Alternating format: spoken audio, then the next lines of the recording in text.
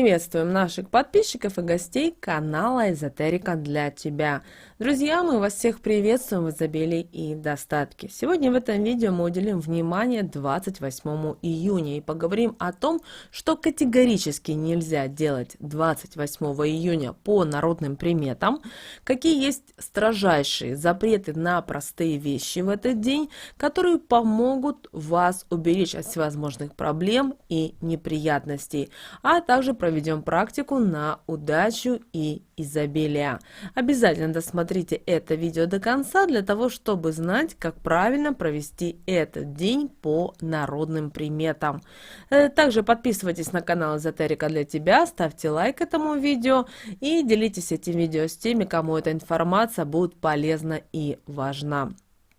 28 июня отмечается народный праздник День Фита, а вот православная церковь в этот день чтит память мученика Вита Римского. Другие названия праздника этого дня – Вит, Амос, День Фита и Амоса или Скотный заступник. И вы знаете, святой Фит был известен в европейских странах с давних времен.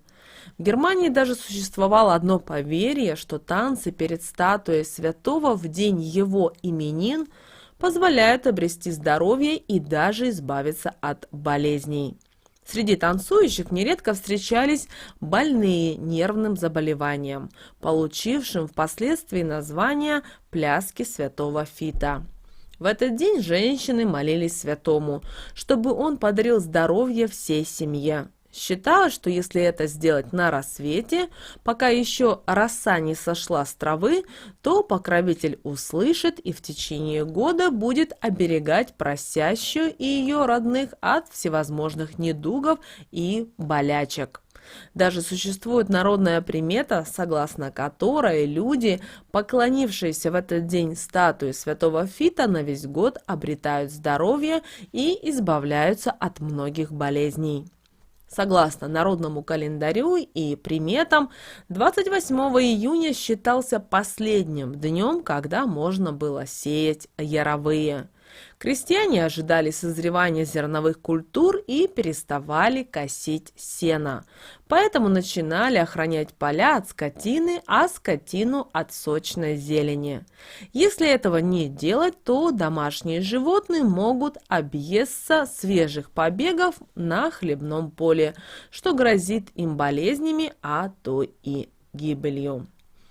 И в этот день принято было молиться святому Фиту о защите скота от всякой дурной напасти.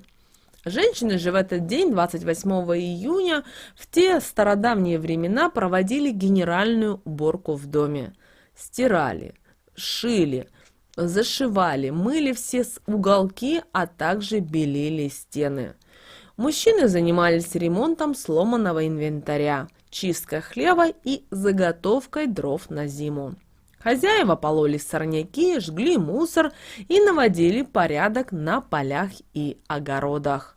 Обязательно в этот день хозяйки стряпали, готовили разные угощения, лепешки, блинчики постные, варили компоты, морсы, которые несли пастухам, чтобы те внимательно выполняли свою работу. Именно в день Фита девушки начинали прясть и вышивать себе полотенца к свадьбе. Считалось, что рисунок будет красивый, а нитка не станет путаться. Вечером 28 июня молодежь собиралась вместе.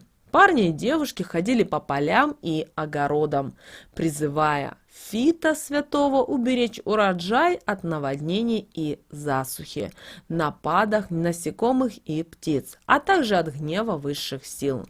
Знахари в день Фита собирали зеленый овес и готовили из него всевозможные настои, которые использовали для лечения желудочно-кишечных легочных недугов.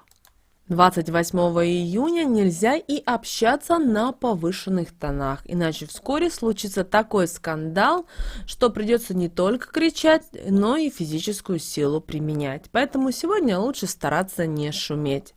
Также нельзя в день Святого Вита ходить к реке или в лес, поскольку в этот день нечистая сила может к себе унести. Особенно активны русалки 28 июня, которые заводят человека на самую глубину. 28 июня старались проводить особенные обряды и ритуалы, направленные на увеличение прибыли, достатка, удачу в начатом деле и многое другое.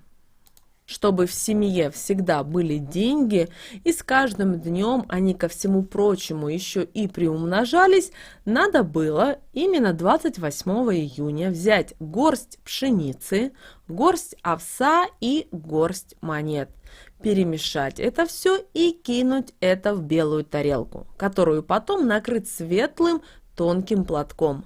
Глядя на нее, сказать такие слова: как зерна не пересчитать, так и мои деньги не подсчитать. Как мои зернышки прорастут, так и мои финансы будут расти, колоситься. Ключ, замок, язык, как сказала, так и стало.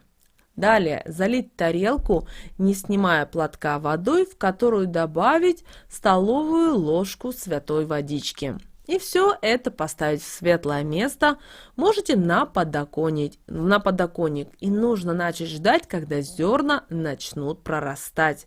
Полученные ростки надо закопать под молодым деревом, а на монеты купить хлеба, который съесть нужно всей семьей.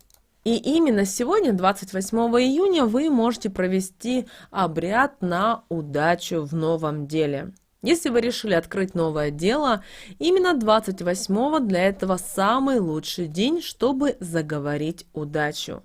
Для этого необходимо взять пучок проросшего овса, сделать из него метелку, смочить в воде, набранной из 3 колодцев, и начать сбрызгивать прилавок, а также товар, приговаривая следующие слова. «Шел Фита по полям и лесам, увидел камень. Под тем камнем ключ.